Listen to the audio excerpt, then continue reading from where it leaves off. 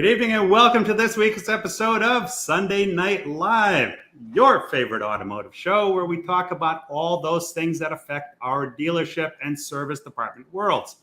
Because the better we all get at what we do, the better the customer experience. And if the customer experience is good, they will come to you for everything, I promise. And they'll bring their friends, their family, their coworkers, the people from church. Anybody they bump into, they will be singing your praises and coming to your store. So every week I bring on the experts to share with you what they do either now or have done in the past to help dealerships become more efficient and profitable. And I'm really excited today. I'm actually excited every week because I've been so fortunate to have so many great connections in my network. But this guy, if you don't know him, he is an up-and-coming star in automotive, particularly fixed ops. Here's a young lad that gets it. He's raw and real. And for those that don't know him, welcome Mr. Joshua Taylor to Sunday Night Live. Thank you, Paul, for having me. Thank you. I don't know about the young part. The gray's coming in pretty thick, so at least I get a little bit of credibility. Well, you're a bit younger than I, so anybody that's a bit younger than I, in my opinion, is a young lad. Okay, I'll give you that. I'll give you that. So to further that, what I just said is, so it's very important today to be as efficient as you can be, to cut costs where you can, and leverage technology where you can. So before we get started, I'm going to play a very short video.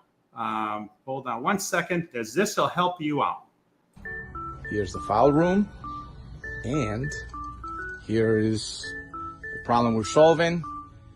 We're adding 2 scanning systems in this Honda store here in Anaheim, California. And yeah, we're gonna get rid of this issue that makes it very difficult to work with, and it takes time, money, and lots of space. As you can see, it's a big old room with all these repair orders. Try to find a repair order in this labyrinth. I am here at the dealership in the cashier's office, and I'm going to show you how easy it is to scan a repair order with our scanning system. You load up the scanning application, click on repair orders, load up the repair order on the scanner, click on scan repair order. It's going to scan 70 pages a minute, front and back, and we're going to use the barcode that's printed on the RO to gather the RO number, and that's what shows up on your computer. Now the document is saved as a PDF. Now you can go to any dealership computer like this one, load up the repair order application, type in the repair order number 488482. There's the contents, click on the scan date, and now you're going to be able to see all the information that was just scanned. It is this easy. This is how we help in our dealers.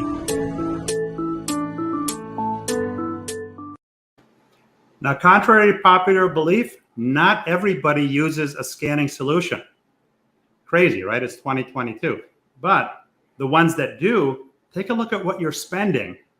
And you might want to reach out to Caesar, because what they do, and for the price they do it, I mean, it's really could be a game changer as far as cutting costs and improving your process. So the way I wanted to start off tonight was first have Joshua tell everybody a little bit about who he is, how he got to this point, and then we'll jump right into the show. Well, again, thank you for having me on the show, Paul. I really appreciate it. Give you a brief synopsis, and if anybody wants to go back and go a little bit more detailed, they can. But started in the trade early 2000s, became an apprentice, finished my apprentice, got my Red Seal tech license, practiced on the bench for a couple of years. Don't know how many it was, but worked in Dodge stores, Toyota stores. Came off the bench, worked the drive-through as an advisor. A couple of years, ended up at a Mercedes store as tower admin for a couple of years. Managed to get to be fixed ops at a Mitsu store, a GM at a collision center, doing $300K a month, which was a rather exciting thing to do.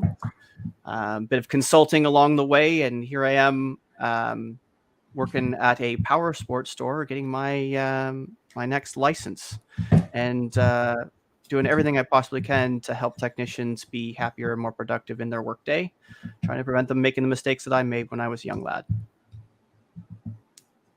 You make mistakes? Oh, I make them every day. My wife tells me so. So earlier today, I saw actually the other day, I saw a post by Scott Ray. I don't know if you guys are connected with him. He works with Traxion, and what they're seeing is about in their market about a 15% reduction in RO count. So if a store is doing, let's just use a low number, 1,000 ROs, and they're down 15%, that's 150 ROs that they're down. And he used a conservative number of $200 per RO. That's $30,000 a month. That's no chump change. And that's using a $200 number. There are stores that are in the $500-600 and more per RO range. So it's a lot of money. And it's a topic that's kind of dear to my heart, because we've got to just kind of go beyond the extra mile in servicing our clients. All right. And it's no secret. This is not anything that's a breaking news here on Sunday Night Live, that better than 70% of our own customers that are purchased from us don't come back to us for service. They go to the aftermarket. So we have to accept the fact that that's what the customers are doing. But what are they doing differently than what we're doing at the dealership? Now, having spent a number of years in the aftermarket and dealership world, I can share some of that with you. What I feel is that in the aftermarket, they're able to build stronger relationships with the customers, because it's all, as I said earlier, it's all about the relationship. If they like you and they trust you, they'll buy from you. They'll buy everything from you, even stuff you don't do. So I think that's where they are doing a better job building that relationship.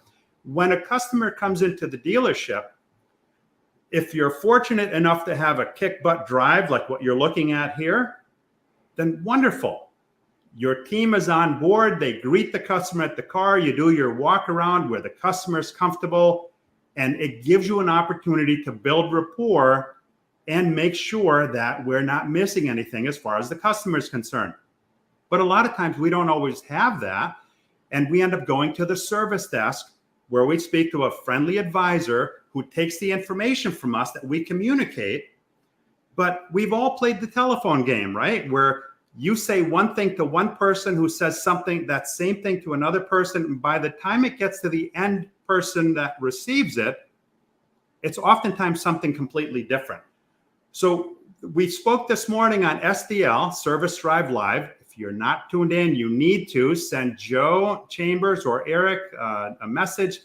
Tune in. It's every Sunday morning at 7 a.m. Central, 8 a.m. Eastern. I'm Eastern, so I like the 8 a.m. part. Because we talk about this kind of stuff. So by the time the technician gets it, maybe he or she is not even looking at what the customer complained about. And that's a problem, because if we don't fix it right the first time, the customer comes back and they're irritated. Where the aftermarket excels in is, hey, when I ran my aftermarket shops, I knew all the customers. My techs knew all the customers, and my customers knew all the techs and their stories, right? So they have a relationship with the store. They don't have that at the dealership. And this morning, some opinions were, well, the techs aren't good with talking to customers. You know what I say to that? A very unscientific bullshit. Everybody's good at whatever it is that they're either natural for or what they learn through process. And the more they do it, the better they get at it. So if we do a better job by involving our value technicians, they're not grease monkeys, they're electromechanical engineers that know more than most of us on this call. I think it's going to go a long way to solving that issue. And before you jump in, Joshua, I just want to get to some of the comments here, because this comment section just blew up. Starting with my good friend, Ed Chipolowski. Good evening, everyone. Good evening, Ed. This guy's great. If you're not connected with him, you need to. Sean Kingery, good evening, everyone. And John Frazier, my man, John Frazier. Hey, Josh and Paul. Michael Weldon from the West Coast. Good evening, all from the West Coast. Chris Arnold, hey, Josh. Vernon Swords, what's up, Paul? And Mike, the Coach Vogel. Hi, Josh and Paul. Let's drop some great knowledge tonight. Well, we're hoping to. Jeff Daniel, who blew it up this morning in the SDL chat. Great conversation with Josh last week. The real deal with learn and lead mentality. It's the only way to fly. fly. On the screen because I second that. Hashtag Coach Joe Clementi. Hey, Josh and Paul, crush it tonight. And Jeff Daniel says, coming from the aftermarket, my favorite phrase carried over, come on down. And then the paychecks and retention went up. I wonder how that works. Mike Vogel says, Paul, too many dealers won't make the effort to improve the customer experience. Instead, they choose the numbers. They chase the numbers and try to keep up. That doesn't work. And Marshall Sheldon says, hey, and Robert, hashtag the laminator. Sebastian, hello, everyone. Hey, folks. Thanks for coming out. All right. We're caught up. So what's your feeling on that, Mr. Josh? I would take it one deeper, and you're doing a great job to eloquently describe what needs to happen, at least specifically inside the service shop. But I think needs to be taken one step further. I've been preaching it's not a technician shortage, it's an apprentice shortage for a long time. And I've given everybody as many times, and I will keep showing it until people start to really go and clue in. But apprentice registrations are way down. Apprenticeships, at least especially in Canada, they're down, and completions are down even more. There is a fundamental difference about what happens in the dealership and what happens in the aftermarket, and why aftermarket stores tend to do better on retention. It's because they're in the community. Rob, Sebastian, let's use Robert as our example here, owns a small aftermarket shop down the street from the big three stores. Okay. Robert's been there for 40 years. He's been turning wrenches. His son's now in the store. His wife infrequents the store at lunchtime, bringing him lunches. His daughter comes by occasionally, does the books. His children are in the schools that his community is in. His wife goes and has church group with the rest of the girls in the community. He goes and bowls on Wednesday nights, and he goes and plays golf on Friday afternoon. He talks to everybody around him everywhere he goes. Everybody knows who he is. Everybody knows where he's been for the last 40 years. In all likelihood, just about everybody in his community or the immediate surrounding area has been to his store at one time or another. One person in his family, their families have been to the store for one reason or another. Everybody knows who he is and why he's there and what he represents. And there's likely only 5 people in that whole store, maybe 3 mechanics, including Robert. And everybody knows who they are and where they are. The dealership is effectively become Walmart. You got a lot of people trying to produce a lot of money and to make a lot of people a lot of money. That community part starts by being in the community, not just creating that community for the technicians, but actually being in the community. If the dealer principal of the store, if the fixed operations director of the store, if the foreman of the store, and more importantly, the technicians of the store aren't actually in the community, being part of the community as a team, part of the dealership, whether it's trying to get into schools to coach high school kids to try to go into trade school as opposed to going to university or to going to college, or whether it's fixed operations directors or dealer principals trying to teach young men and women, this is what happened over the last 20 years of our business. This is why we've been successful in this business, focusing on our people in the business, being in the community, and not in a, hey, I'm going to sell you a car. Hey, I want to fix your car. It's I want to help you be better as human beings. And this is how we did it in our store, and how we were trying to better our community by doing these things through our community from our store. That's how to be in the community. Being in the community isn't necessarily just, how well you treat your employees and trying to get your employees to treat your customers well. It's being in the literal community. And that's what the aftermarket's been doing for 40 years, 50 years, 60 years. It's what we've gotten away from the dealership world. And I know there's a local dealership here for me, the Toyota store. I've worked there. They were great people. The family's 3 generations now that's in the store. The name no, it's never been specifically a name branded store. It was calling with Toyota, and it's been calling with Toyota for a really long time. But everybody knows who the family is. They know what they represent. I have no hesitation recommending any one of my friends, any one of my family, any one of my technician friends to go work there or to go buy from there, because they're honest, genuine community people.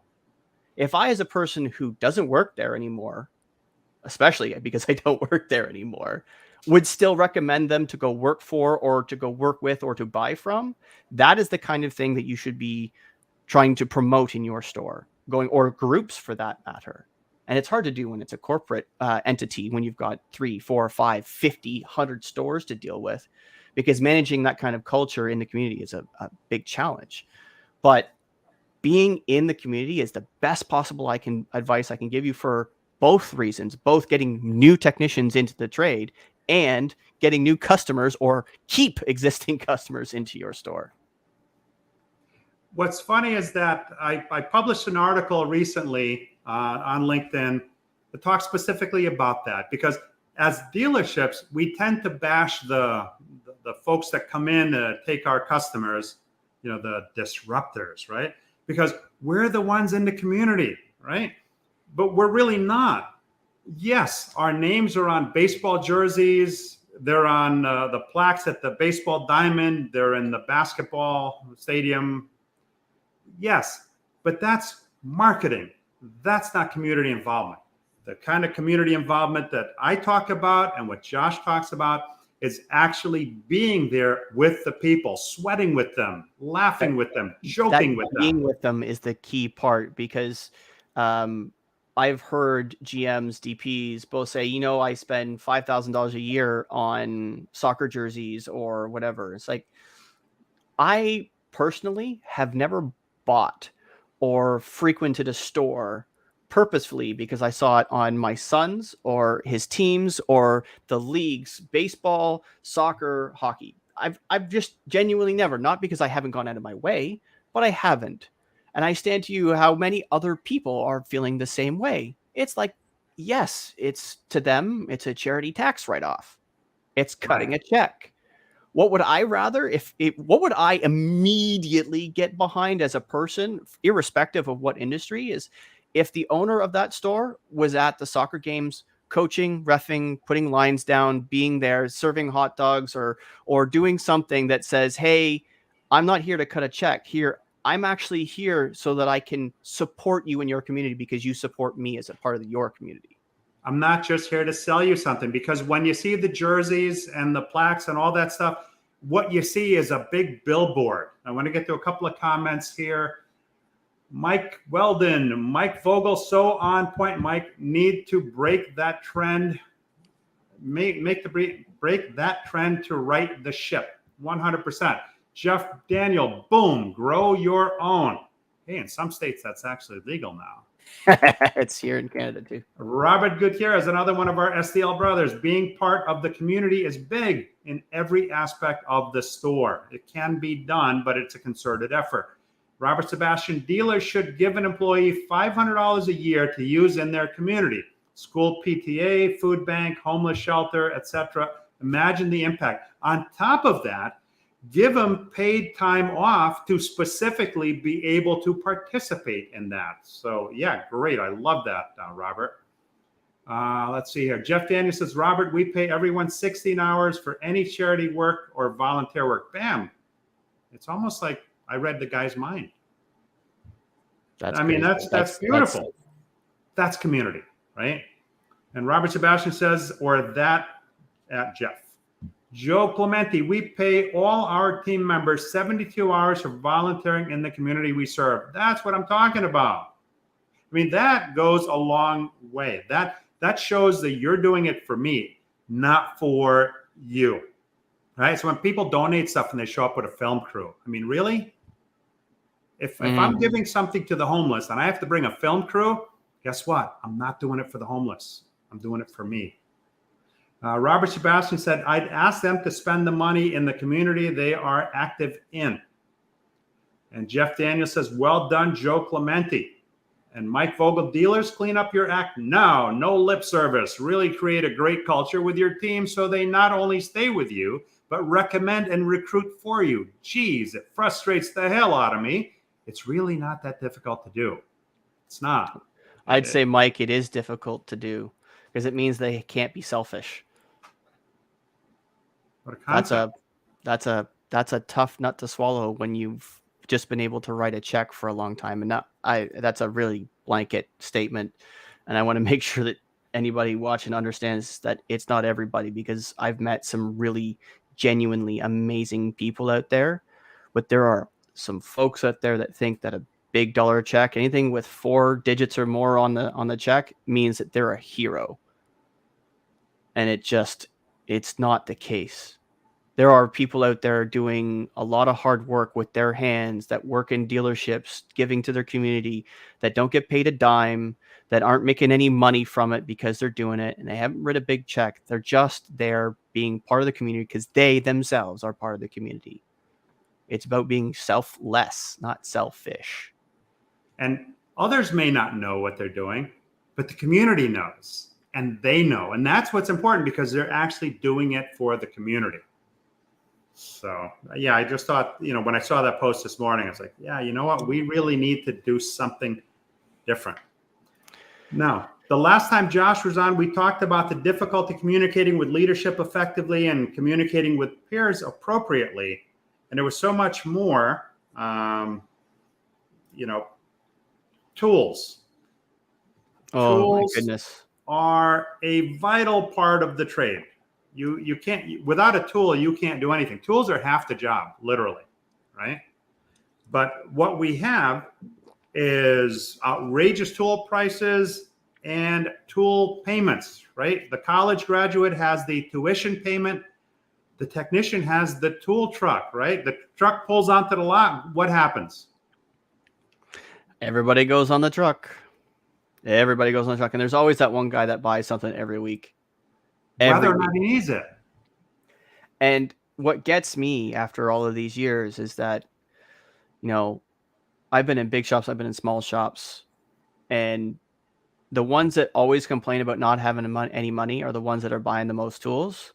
And they're always going like, I remember 6 months ago, I had this so-and-so, and it would have been really great to have this. And instead of buying this, he buys the set. And when he buys the set, he's talking like a $600, $700 set almost every time. I think it's $600 or $700, or it's $1,500 or more for the most part, because our prices are a little bit different here up north.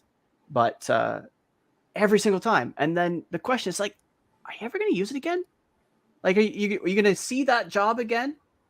Well, I don't know. If it comes in, the tool will save me a whole lot of time. It's like, but it's got to save, like, it might pay you an hour. Okay, let's say you make $30 an hour. That's good money.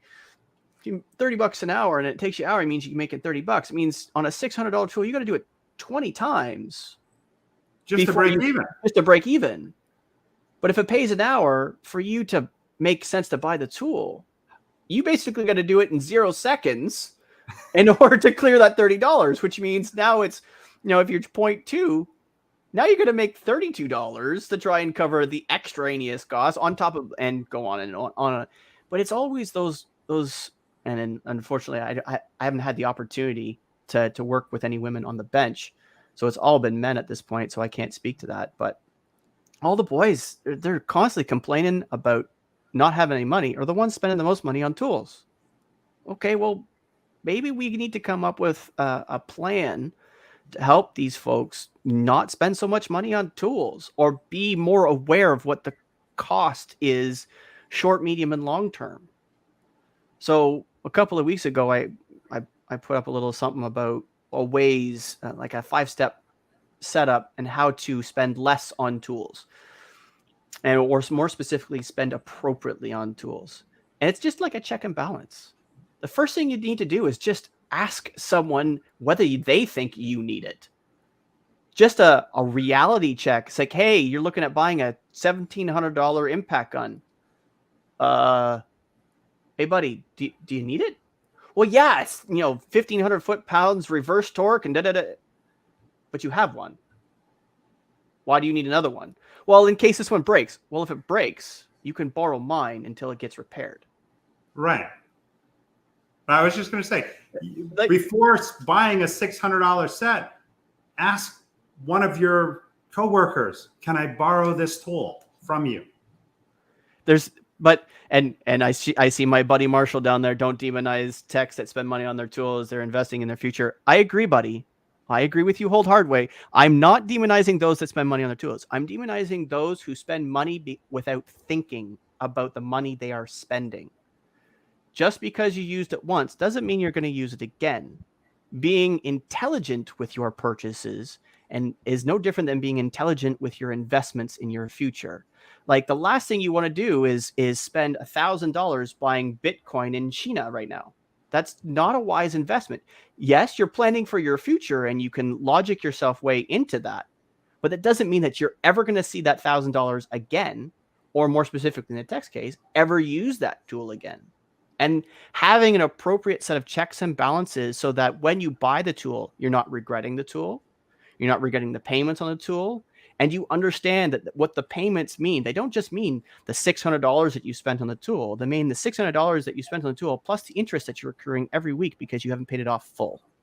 Just being logical and step-by-step process so that you can think about the tool purchase, not go, hey, this is a shiny new green one, because it happens. Tool trucks are merchandised that way just so it happens. Oh, yeah. And Marshall, I'm a big believer in tools. I have my Snap-on rollaway box downstairs in my house as we speak, and there are tools that I use today in my home repairs that I bought decades ago. But way back then, I was also smart. I didn't necessarily buy the entire set. I would buy one or two, the ones that I needed. If I didn't need the other ones, I wouldn't buy the entire set. So I want to get to a couple of comments here. Let's see, where did we leave off? Ed Chipolowski, humility. That's a big word, humility, that we could use a little more of in automotive. Mike Vogel, Josh, it is very hard, but it's also totally necessary to change the industry and doesn't always revolve around money. It can be done, and it's being done not at enough stores. He's talking about the volunteerism and the actual community involvement, not the marketing disguised as the I want to sell you a new car thing. Marshall Sheldon, so he says you can't demonize techs that spend money on their tools. They are investing in their future. Yep, we just covered that. Agreed to a certain degree. And Jeff Daniel says the customer experience does not start with the customer. It ends with them after proper execution and training. We have different spins on that, but I think we're all in agreement. Mike Vogel saw a post today about student loan forgiveness saying maybe our government should forgive technician tool purchases. Ooh. You know, where do you stop? Where do you stop? I agree that it's a tough call, Mike. To kind of respond to what you're saying there. It's a tough call because yes, technicians don't necessarily pay for school the same way a college grad does. Not the same dollar amount, but they do pay if the employer is not going to pay for them. Well, look at this in inflection. Now, you folks down the States pay a whole lot more for your education than we do up here. There's a lot more subsidy up here. So, for example, 4-year degree at one of the universities here in Ontario, the tuition is going to cost you about $60,000. Now, if I understand correctly, in the States, usually a year of tuition in the States is $60,000, right? Not 4. Depending on the school. There's a fair difference. So when you come out of university, just your 4-year university here in Canada, you could be $60,000, $80,000 in student debt, give or take. That's an average toolbox that's full. It's fairly comparable. And the technicians up here in Canada, they'll go through a 4-year apprentice program with 3 bits of school. We do go through school up here because we need to get a license at the end in order to be a practicing technician. And we have a license that also includes ethics exam that includes into it all of it as well. But our school is like, I just paid for my first wave for the motorcycle. So this will be my second license. It was $600 for my 8 weeks. That's it. $600. So there's not really a whole lot of student loan per se in there. And up here, when I go to school for 8 weeks, this time around again, I'll go on an unemployment, as it were, and get paid for up to 55% of the wage that I was making. So there's a fairly dramatic difference in the ability to get trained up here than it is in the States. I would say there's a better opportunity. But even with that better opportunity, but the fact that you're getting paid while you learn and you have the opportunity of real class time, whether I agree with it's being done well or not is irrelevant, but you get class time. And then you get a certificate when you're done that is equivalent to a college diploma when you're done. So the amounts are going to be different, US, Canada, but the tools, I don't think personally that they enter into that. And the reason being is a technician isn't going to learn by buying more tools. A technician is going to learn by failing to fix something because they don't have the tool, or they don't have the right procedures, or they don't have the right mentor or the right foreman or the right whatever. They're going to fail and then learn. And that has nothing to do necessarily specifically with the tools.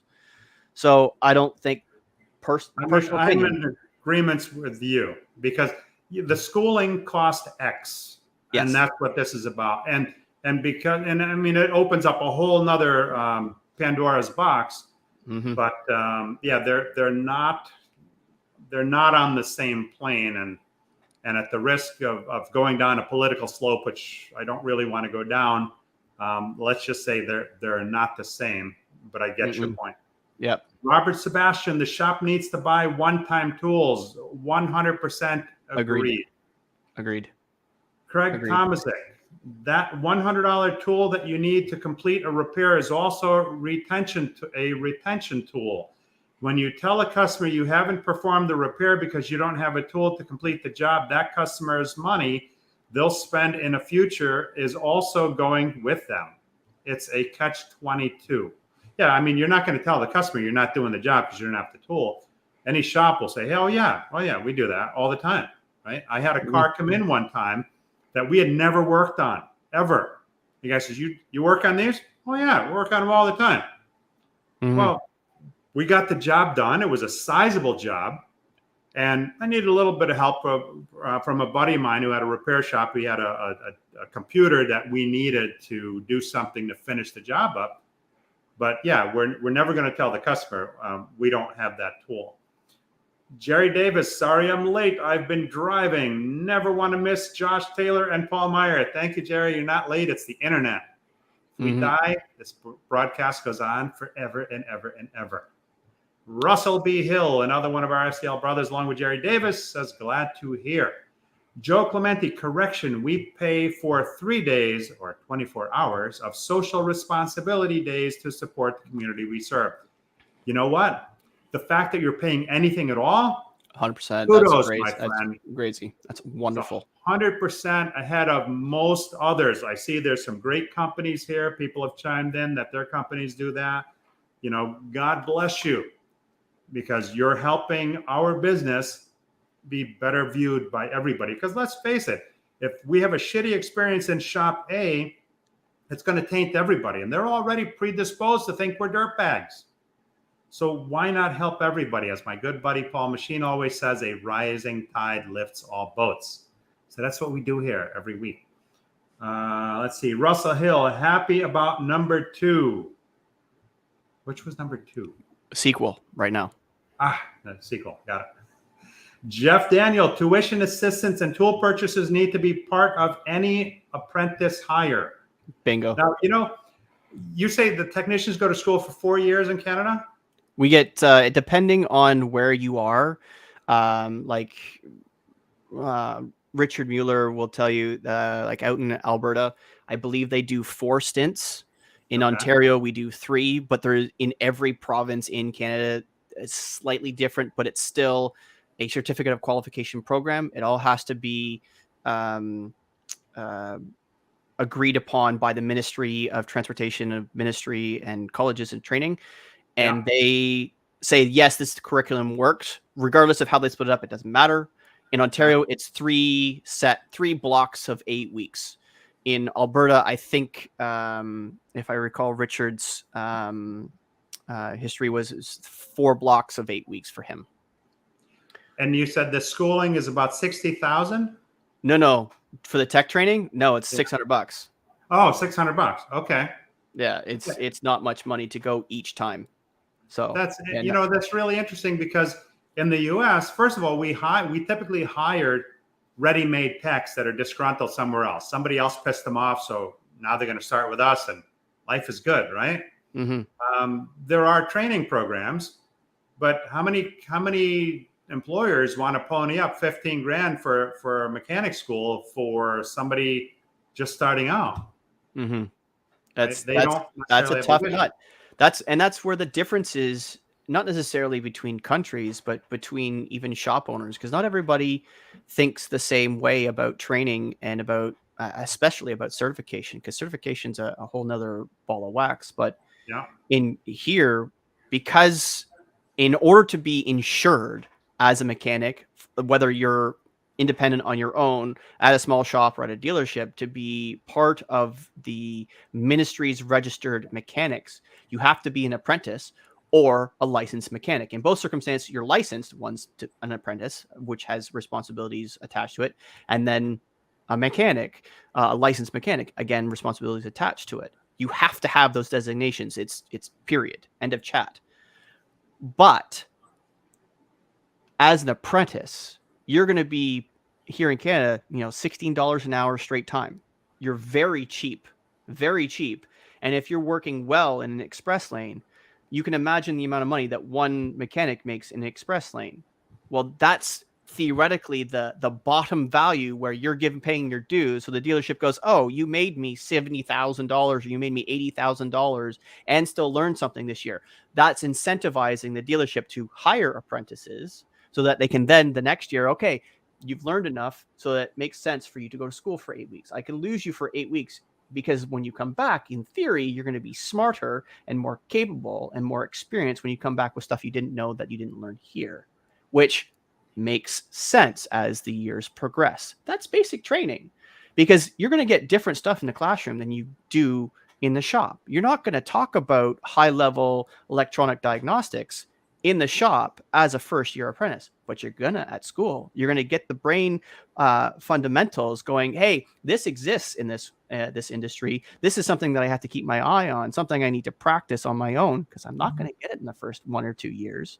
There are exceptions, but you get that from school, and then a year later or whatever, you go to the next round of school and next round of school, and eventually you get certified. Or in the States, you guys have, actually it's everywhere, but specifically that's a big proponent of ASE in the States. It's certificate of competency.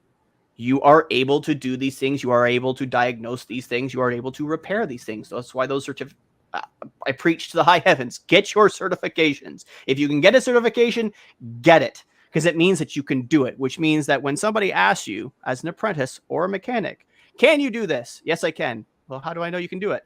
Because guess what? Certified. Here's my certification that says that someone else, not you, not me, says I can do the job.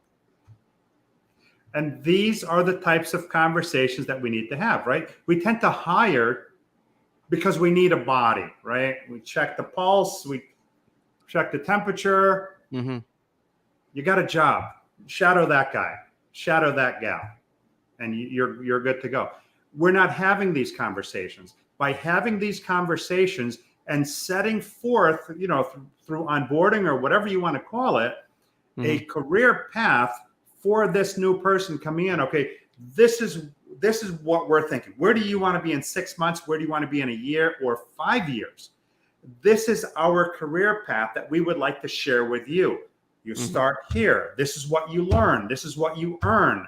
When you gain these additional certifications and this additional schooling that we're going to pay for, you'll be better equipped to handle these types of repairs, and that will put you in this pay scale. So they're looking at, okay, here's where I am right now. Well, you know what? In 2 years, I'm going to be at this level here, both earning and competency, because who doesn't want to feel good about what they do? Mm-hmm. So they know what's coming. It's not an unknown. It's not somebody that's locked into the express lane forever because somebody doesn't like them or whatever the case is. But if you hire intelligently and then you set this career path before them, now you've got a machine with gears in motion. You've got all people at different spots on the conveyor belt advancing their career. And if you're managing that process properly and making them feel desired, valued, and appreciated, why would anybody want to leave? Exactly. And you get down the rabbit hole really quickly when you start talking about investment in future. Like it's 100 Marshalls, it's 100K plus cost to a shop to train a Kenworth Master Tech. And I would put to you that it's way more than that. Way more, Marshall. And anybody that's reading that stuff, and Jeff Daniels commenting 500K revenue a year for an A-level tech, like an A-level automotive tech, not an A-level truck tech, 100K a year.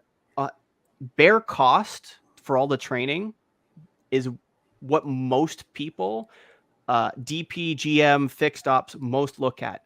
They're not deriving all of the other ancillary costs that go into training. This is the negative aspect of training. So when we were doing onboarding at the collision store, we were looking at costs of replacing certain individuals for certain reasons because they weren't working well, or they weren't working well with the team, fit, culture, so on and so forth, that the owner was trying to strive towards. And that's awesome.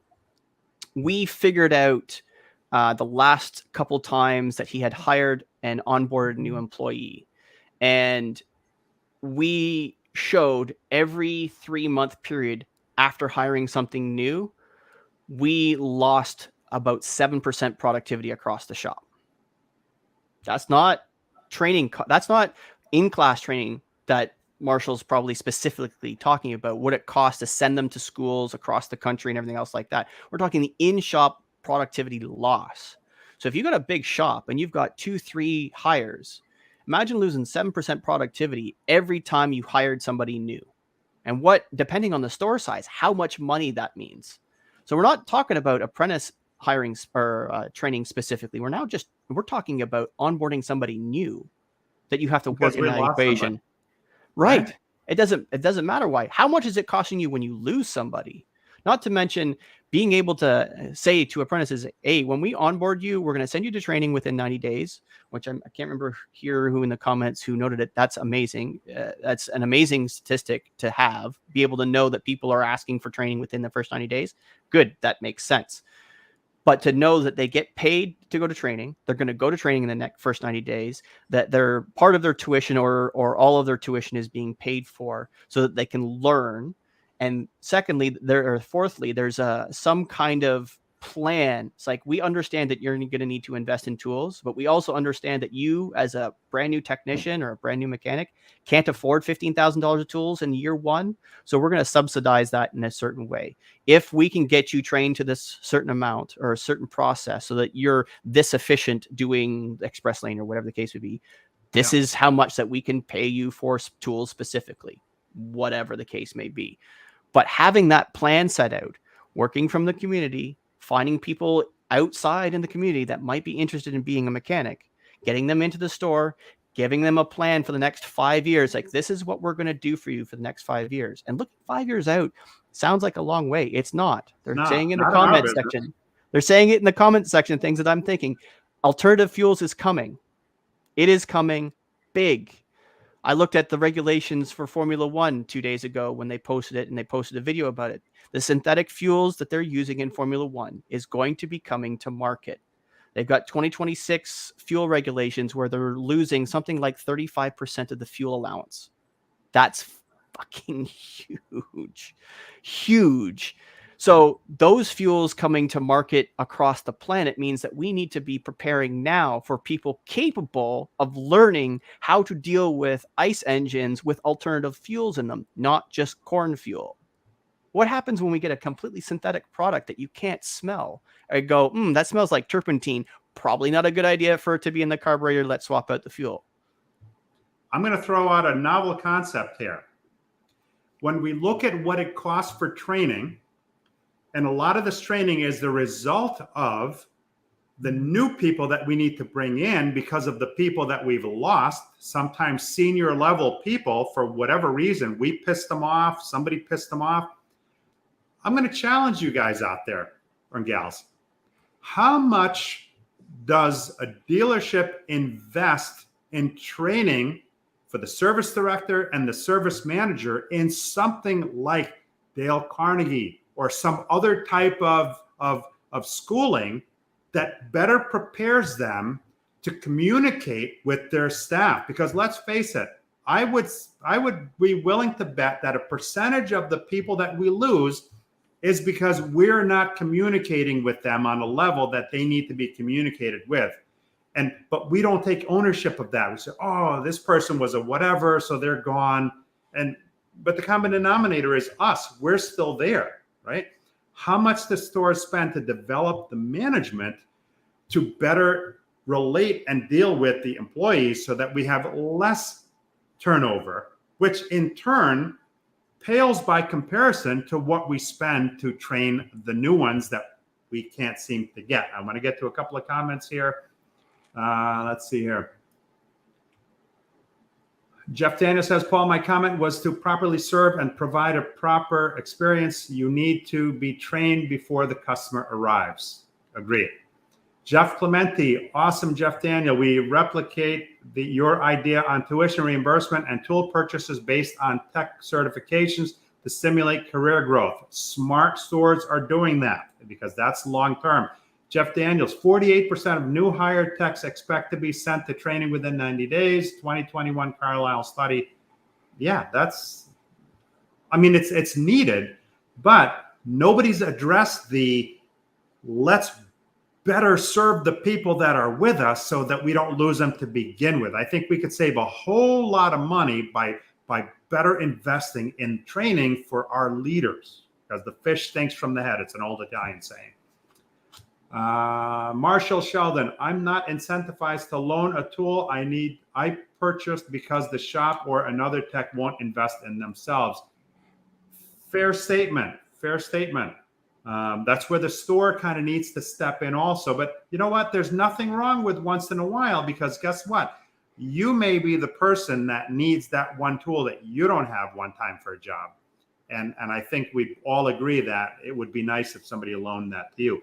If it's a regular situation where the person's just not buying it and you're floating their tools, absolutely not. That's not what I'm talking about here. Marshall Sheldon says social responsibility pay would be amazing. Good for you guys to do that. Marshall Sheldon says it's $100K plus cost to a shop to train Kenworth Master Tech. Yeah, that's crazy money. Let's not lose them. Let's start with that. Ed Chipolowski, BEV and hydrogen will require a great amount of training. Apprenticeship is the best way. Yet, is there much apprenticeship in the U.S.? I think we buy them kind of ready to go and on-the-job training. That's the grow our own stuff.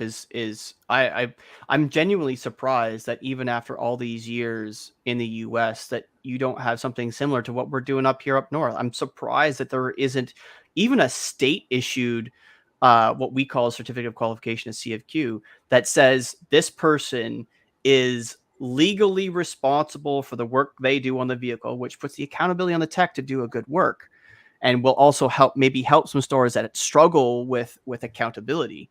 But if you've got a state, at least a state certification process to say that these people working on your cars as Mr. Joe and Jane Public, these people are certified with the state that they are competent to work on the safety stuff of your car. So you feel better that they're working on it.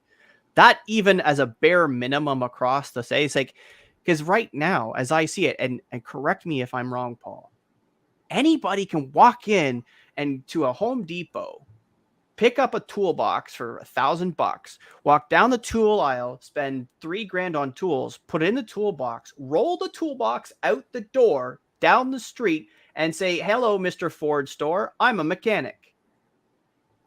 I was just going there. The only those are great requirements to have. And I haven't looked at more deeper metrics, but I'm only seeing good there, as opposed to the requirement that we have. You know what the requirement here is, Josh? I'll show you on screen.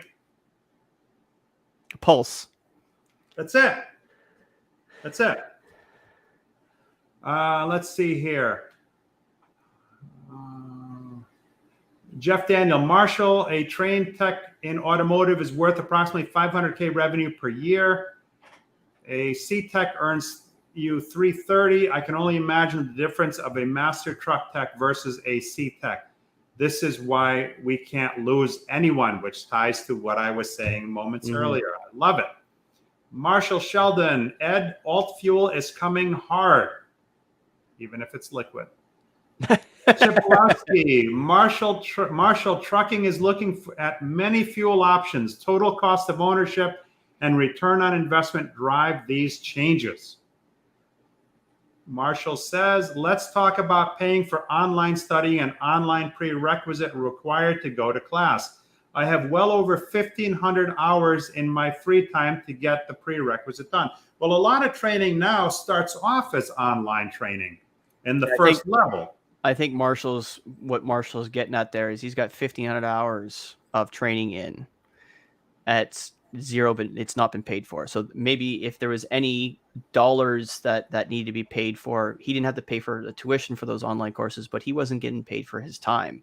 And 1,500 hours is a lot of time. And it's over a number of years, mind you, because the man's been around the block a few times. But it adds up. But 1,500 hours, even at $25 an hour, is a lot of money. Yeah. Even at $25 an hour. And no one who has got 1,500 hours of that kind of training done is going to be making $25 an hour, because no one with that passion, that drive, and that ambition like Marshall does is going to be making only $25 an hour.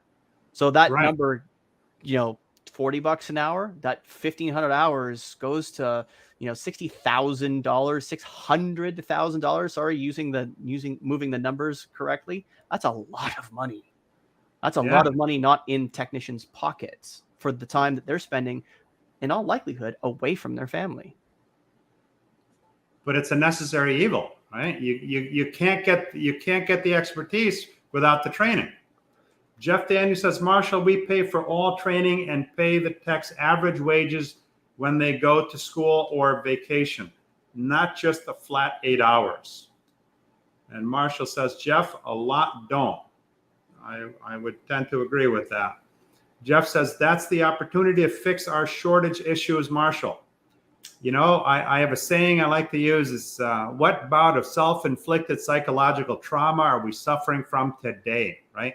A lot of this stuff that we suffer from, we brought on ourselves because we don't have big picture vision to see, okay, if we do X, Y, and Z, this is what we can expect down the road. We don't look at big picture. We tend to focus on short, which is why, and it opens up a whole nother area.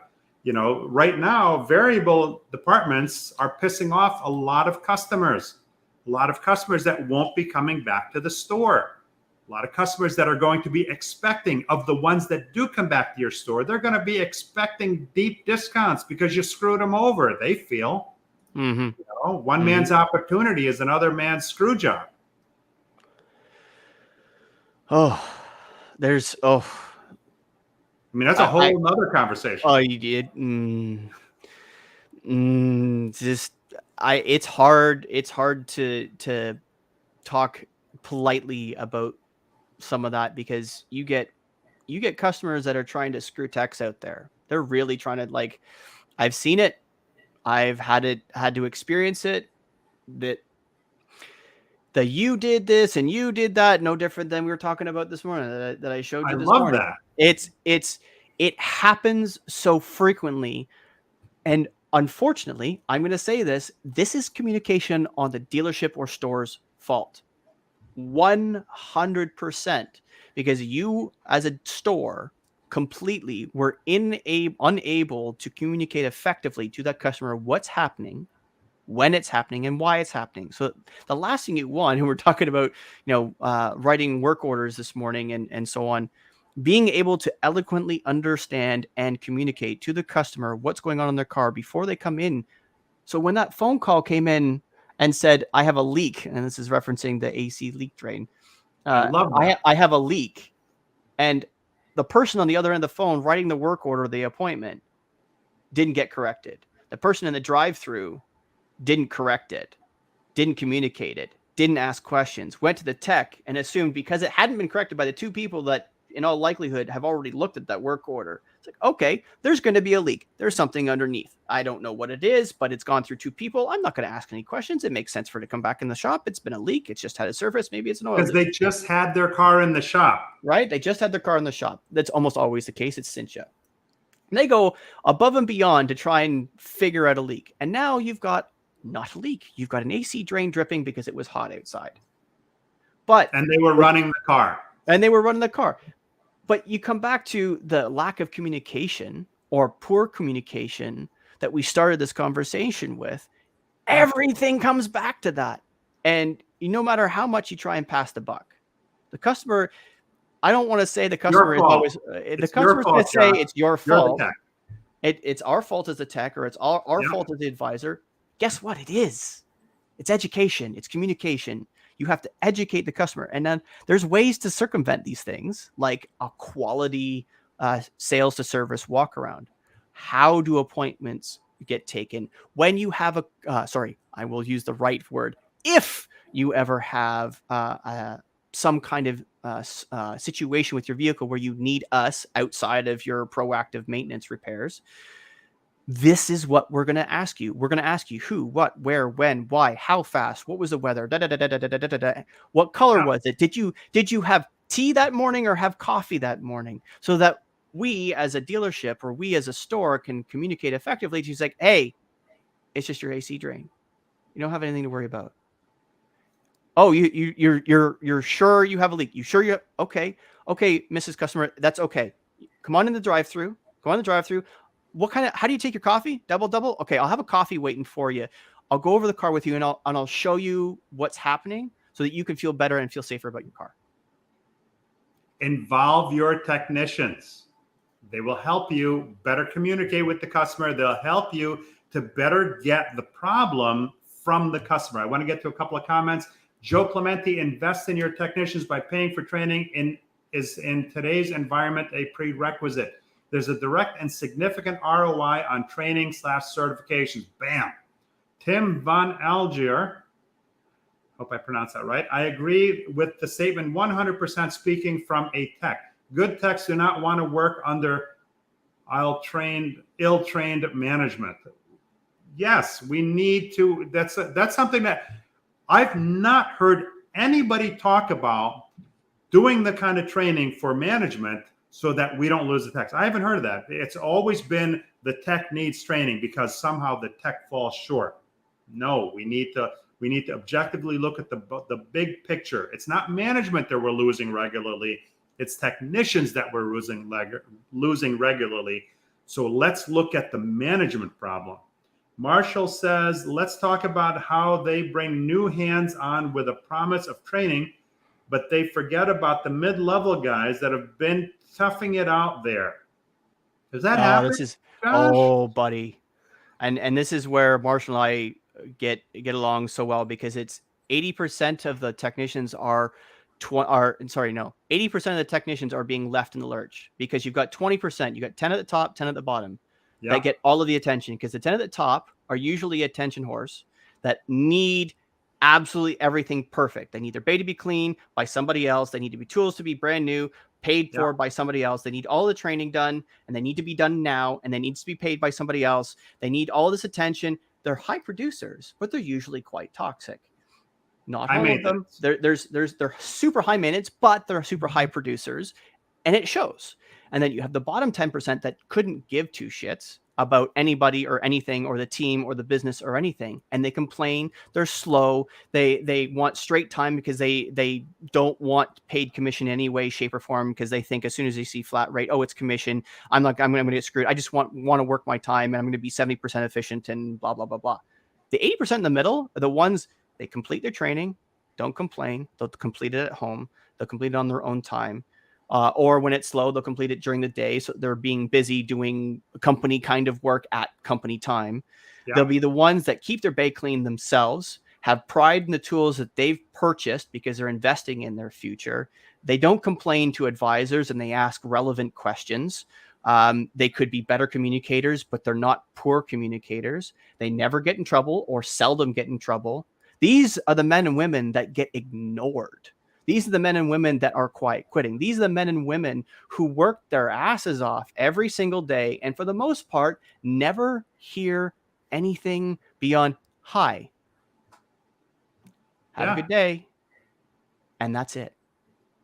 And those, that 80%, the 10% at the top, I don't really have time for. And the reason being is they don't want to have time for me. The 10% at the bottom, probably most dealerships, most stores could probably lose the 10% of the bottom and actually be more productive because they're toxic people. The 80% in the middle, the people who just want to work hard, earn a living, support their families and go home, they're the ones that are depressed. They're the ones that are quiet quitting. They're the ones that are job hopping because they want to support the families and not be upset when they go home. They don't want to be angry. They don't want to be depressed. They don't want to be part of the statistic, but end up being part of the statistic where technicians are the top 3 professions that commit suicide in the US.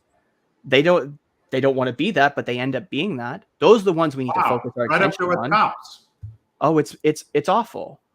And the males are even chefs. It's really bad. And the toxicity, and it's hard because you look at fixed ops and Robert is saying there perfectly, best plan to grow your own and pay for them all the training required. The best techs are the ones that you train a lot, you talk to a lot, you coach a lot, and you make sure that they're happy. You mean you make them feel valued? Oh, what a surprise. Come on but it's hard to do. Paul, you know this. It's It not is hard to do. do. It's really hard to do because if you've got 20 techs and you're one service manager talking to each 20 to feel like they care, that's hard work. Well, then guess what? What it costs you to replace them is a lot more than bringing another person on Agreed. to help that team, right?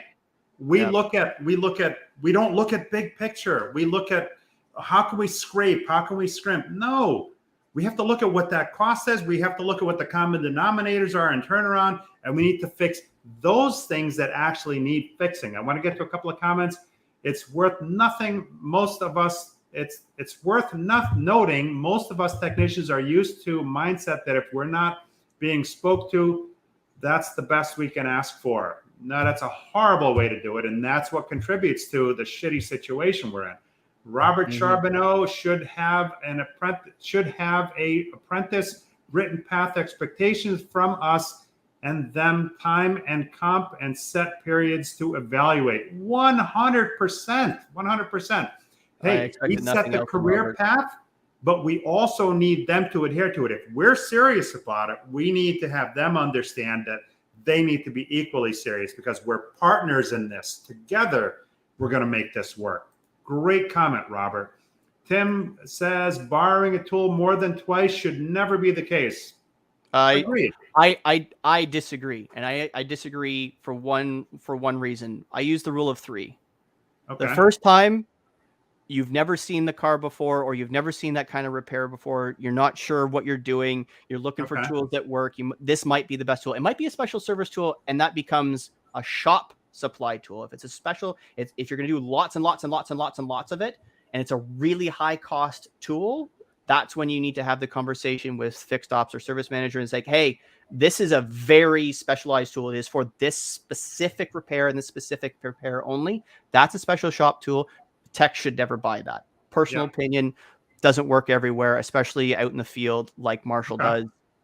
Different ball of wax. But in a dealership, it's 3. First time you've never seen it. Second time could be a fluke, could be a run. You could have just had 2 back-to-back. I've seen it because I myself have bought in a set because I've had 2 and then never saw the kind of repair ever again, never heard of that repair ever again. It was just a fluke 2.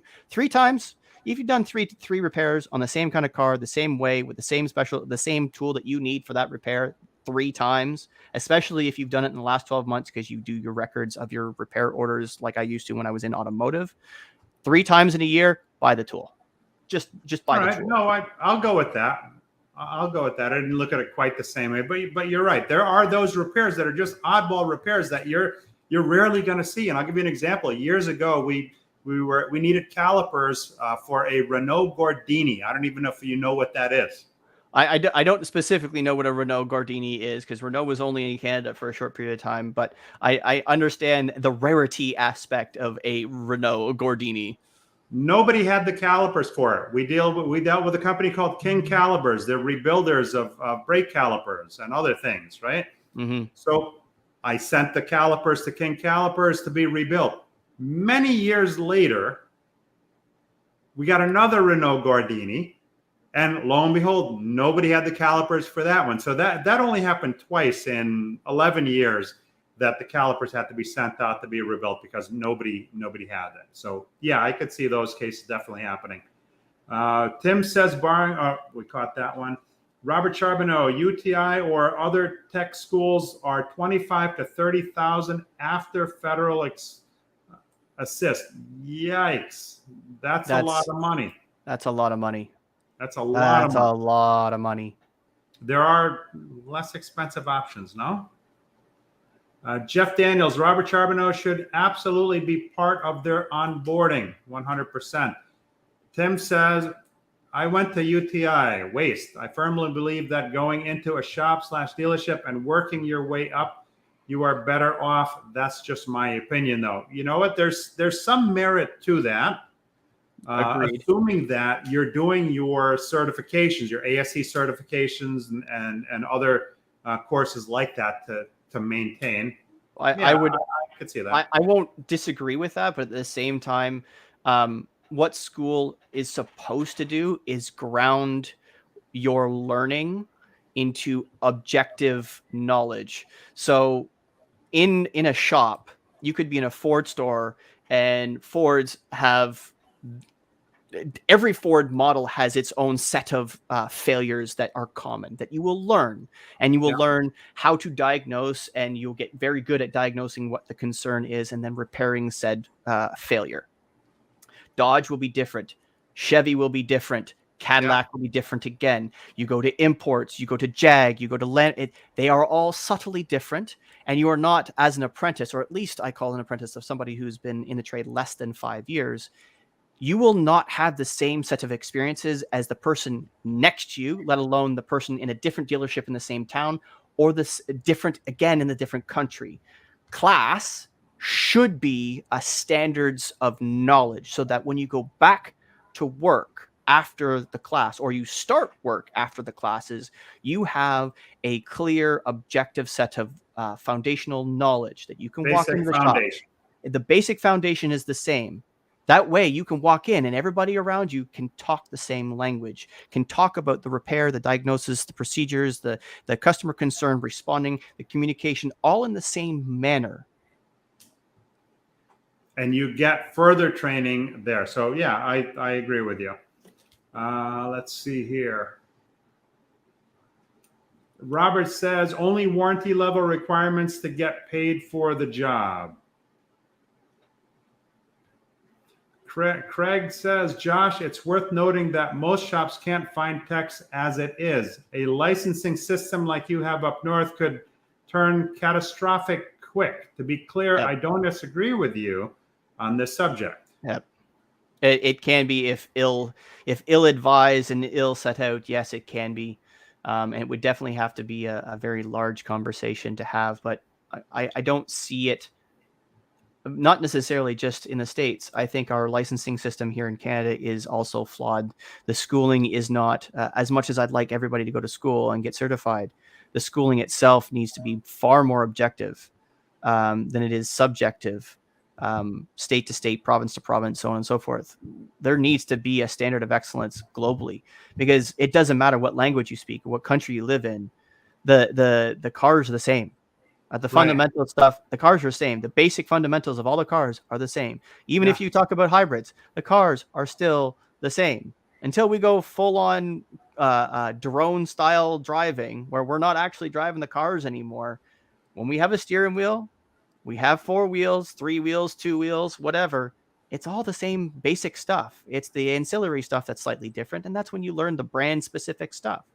But if we have an objective set of classes done objectively, not for profit, you'll get the kind of education you need.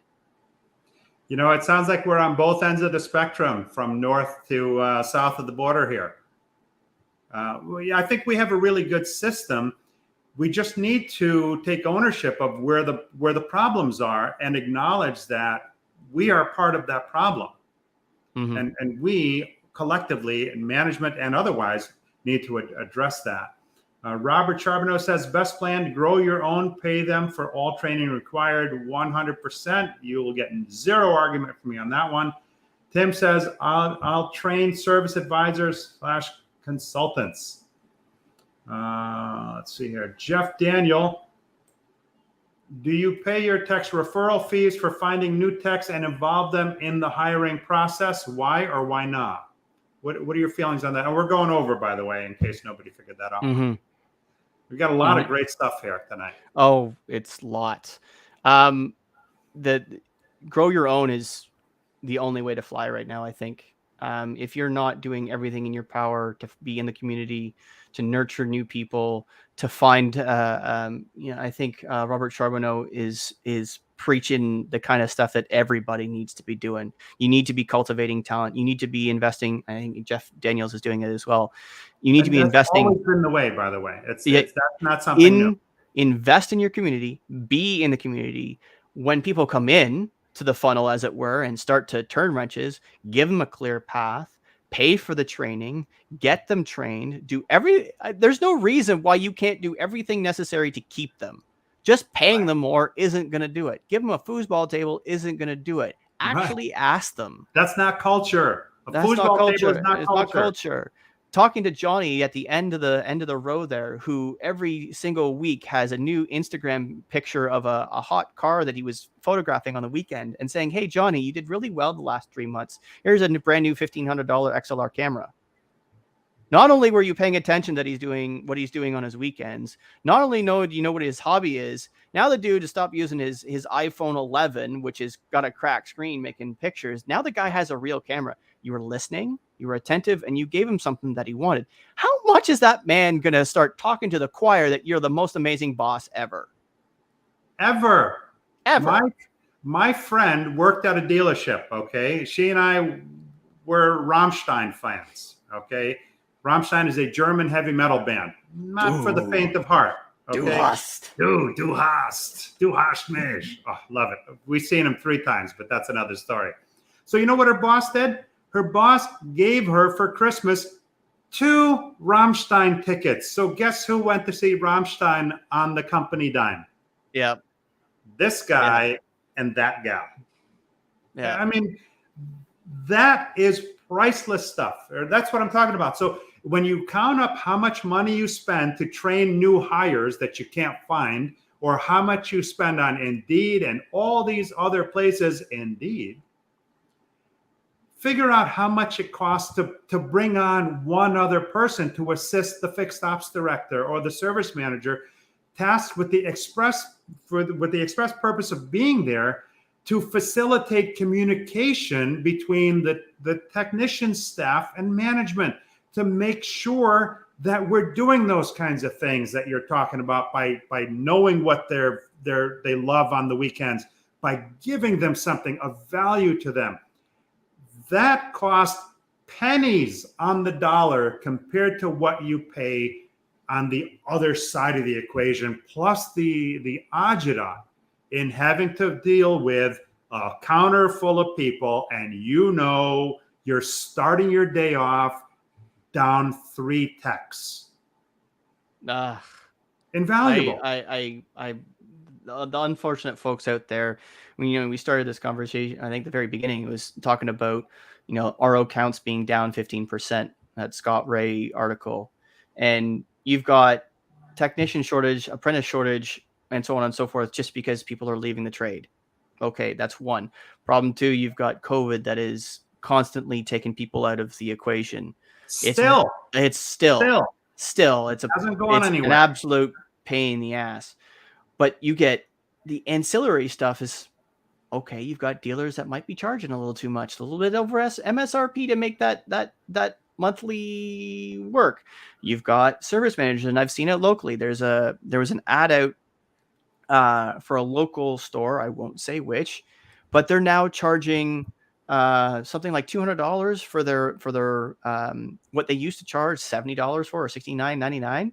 Like, yeah, the way the ad is phrased and way the work order gets phrased, as I understand it from a paying customer, it is exactly what they have to do to qualify for the customer to qualify for a warranty approved repair, meaning their basic maintenance. So they've really well worded it and really well done everything they possibly can to cover their asses, but to go from $69.99 to $199 for what is essentially an oil change and a tire rotation. That seems like a scumbag move to me. I'm sorry. I don't know any other way to put it. It's happening in sales and in service. Wow. There are folks out there that are really just trying to gouge their way out of a hole. And it doesn't work long-term strategy. It just doesn't work. At all. Because now what? Now you've got a whole fleet of technicians in the shop that go, wait, what am I doing? What is this new peace of mind service that we're doing? Oh, it's just a normal peace of mind service. But you're charging $200 for it. What am I doing differently? Oh my God. You're not doing anything differently for it. So does that mean I get, 1.5 for it, not 0.8? No, you get 0.8. So you're charging $200 where you were charging $70 last month. So you're charging $130 more, and I'm getting the same 0.8.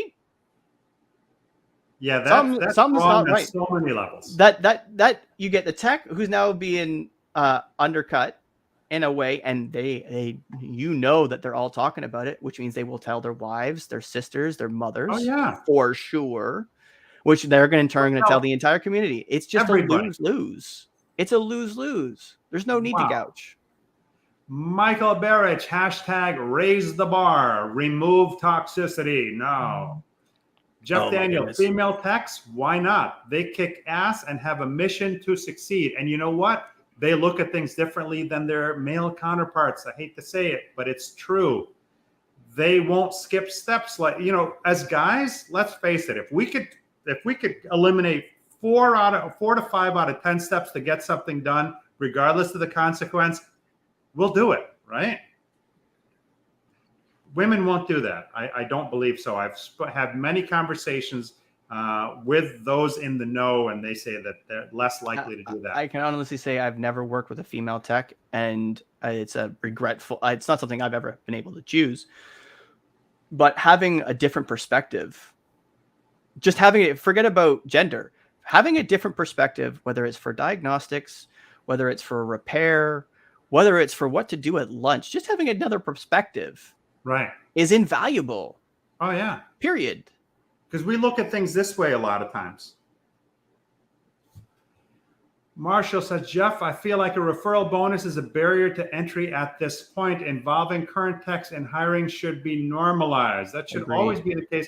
They should want to bring people in because it's so good. If you're in a great environment, wouldn't you want to share that with your friends? And Marshall says, if you're a top tech in a shop, it's difficult to not fall into the top 10%.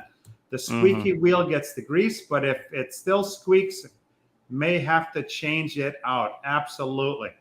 And this is tough, right, Paul? Yeah. This is tough for a leader. When you got a top 10% tech, no matter how toxic they are, you got a top 10 producing tech. You got somebody who's doing 60 hours a week on 40 hours of productive hours. Do you really want to lose that much money? Do you really, really? But what you don't know, and I think we briefly touched on this last time, is that when you reduce toxicity from a shop, you may not know it right now, but in all likelihood, your productivity is going to go up when the toxicity leaves. When that's big picture thinking right there. That's and it's difficult it is difficult to quantify before making the decision, but it's not difficult to quantify after making the decision, because you can look at your data points. You track it. It's in the DMS. Have a look. It's What all what is there. each? That's the beauty. You look at the data of productivity every single day. You look at the flat rate hours per RO. You look at dollars per RO. You look at parts sold per RO. You get rid of a toxic person, and your efficiency doesn't go up. Something else is wrong that isn't necessarily just the tech, which also Correct. elicits more conversation. Correct. Love this. Steve Apicella, when we look at dealer customer journey together, it's not just about selling a car. There is a team of people dedicated to delivering world-class engagements during the ownership experience. It's the part of the ownership journey that is powered by the professionals that are uniquely qualified to support it better than anyone else. Fixed stops, one mission before and after and during the sale. Bingo. Bingo. I can't even add to that because that covers literally everything. Don't we call it a handoff for a reason? It's a handshake. It's not to be taken in any other fashion. You are handing a customer to someone you trust to take care of them. If the two of you, whoever happens to be salesperson to the service advisor, you need to trust each other. You need to communicate with each other as much as you communicate to the customer that's in front of you. If you can't trust, the walk around hasn't been done, it's never going to get done properly. That handshake means something. Robert Charbonneau, third time buy the loaner lunch. Agreed. Great point on tools, Joshua. And it says Michael Barrett. Tim says, I agree, Josh. I have bought those tools and never used them again. Dust collectors, out the money. That's why the 3. Expensive one-time use tools. So I value your point of 3. Agreed.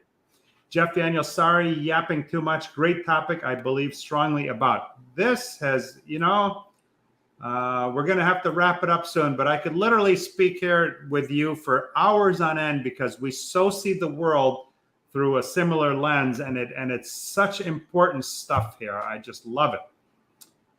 Steve Apicella, warranties where the customer has to come back to their selling dealer for overpriced regular maintenance to keep their warranty in force isn't a loyalty play. It's a relationship killer. And, that's something I'm going to be speaking more about because it's unless something changes, we're hurting ourselves as dealerships. And Jeff Daniel says we have 4 female techs with 1 ASE and brand master. Marshall says, I trained a female apprentice. In retrospect, I was more uncomfortable than she was, and she was more uncomfortable than he was. Yeah. Wow. Well, man, there. We got to get more in there. It's a tough because it is a significantly male-dominated industry. Not just the trade itself. The entire automotive industry is male-dominated. It's daunting and it's intimidating to have someone who is because women are typically, not always, more agreeable than men. It's hard for them to overcome that barrier to entry. Not that it's a woman coming into the store. They're intimidated by the whole aspect. They like cars, or they want to be around cars, or they like to be around the customers of cars, whatever the case may be. And that might be the point. Women will tend to be more inclined to the customer than they are the cars themselves. But they know that these customers like cars. They share that relatable source of information, however you want to put it. They are more customer focused than we tend to be more car focused as men. So that, again, we're talking about perspective, having that differentiating perspective in a community environment of the shop, of the sales floor, of HR and so on and so forth, concerned with people. We need more people caring about people in the store, not just how the benefits are given out, or how the paychecks are written, or how much to pay Robert down the end of the bay, but I care. If I recall, was it Gary Vaynerchuk? I think his second in command, who is not second in command of his gigantic media empire, is called the Chief Heart Officer. Someone's entire focus of their days making sure that the entire company is happy. Make them happy. What do we have to do to make them feel like they are valued? Make sure they are feel like we have gratitude that they come in to work for us every day. Make sure that they're happy to come in to work every day. And if they're not happy, what is it that we can do as a company to influence them to happiness? Is it changing the role that they do? Is it changing the cars they want to do? Those that are fortunate enough as fixed operations directors that work on multiple stores. And we know our favorite cigar smoking friend who is FOD of several different brands of stores. There's a couple of FODs in the chat that are, overseeing several different brands of stores. Do they work well in Audi? Maybe not so much. Maybe try them at Ford. Maybe a different brand will be more right for what they work on. Maybe get them out of the shop. Maybe put them on the front desk. Maybe they are more people inclined than they are tools inclined. Having those conversations one-on-one, having a person, having a coach, having a mentor, having a foreman, having someone who is capable and willing to listen to these people so that we don't have 15% downtrodden ROs, so that we don't have overwhelming tool debt or student loan debt, so that we don't have toxicity in the shop. Have those tough conversations and communicate with the people that work for you.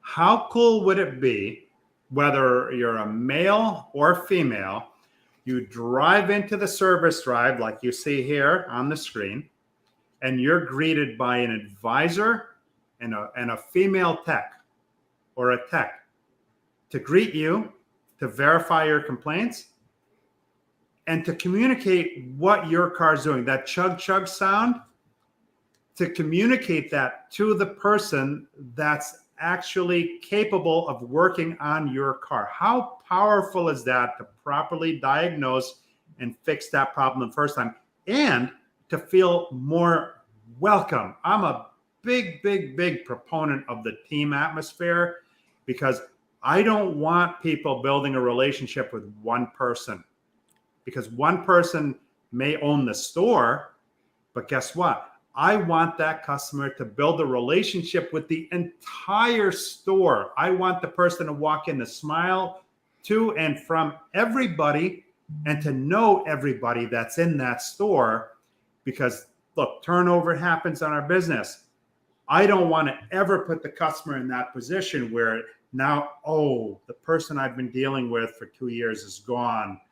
I don't know anybody here. Now I've got to start all over with somebody. I don't ever want to put them into that position. That's so tough. If they have a relationship with the store, yes, it's unfortunate that your person, so to speak, left, but you're welcomed by everybody else. Nothing really has changed for the customer. They still feel good. And I didn't even know about that chief heart position at VaynerMedia. Mm-hmm. But that's what I was talking about earlier. And it's interesting because he's created this structure within the business so that everybody, yes, takes his lead, but what she says goes. Yeah. So the person who cares, whose only focus is the well-being of the entire corporation, their entire focus, no production at all, no conflict, is their well-being. No bullshit. And this goes to our previous conversation. This is why I think it is so vital that a service shop, no matter how big or how small, needs to have a non-working foreman of sorts. They are the teacher, they are the mentor, they are the go-to, they are objective, they have years of experience, and their only job is to take care of the shop. That is their job. This is your foreman. They're not competing. Your foreman, your non-compete, your non-productive foreman, their entire job is to make sure the shop is okay. Period.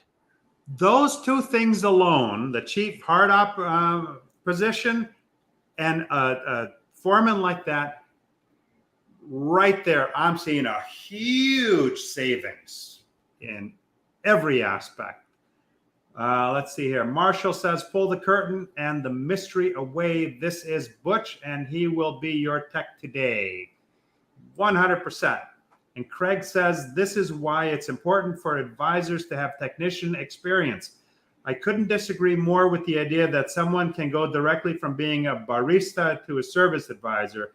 People's skills are important, but that's not all there is to it. No, 100%. And you know what? We could go on for hours and hours and hours, but we can't. So Josh, I want to thank you for being on the show. This is great. Why don't you stick around after we log off for a moment? Yes, sir. To those that are watching this now, thank you. And to those that watch it on the replay, thank you. If you saw value in what we discussed here tonight, share it with your network, because you're bound to help somebody that's going to help our business be even greater than it already is. And Marshall says foreman should be graded by his peers and bonus given accordingly. Agreed. Yes. If we can make somebody happy today, thank you very much. Thank you very, very much. 100%. Have a safe and successful week next week, and we'll see you next week on Sunday Night Live. Josh, don't go away. Thank you.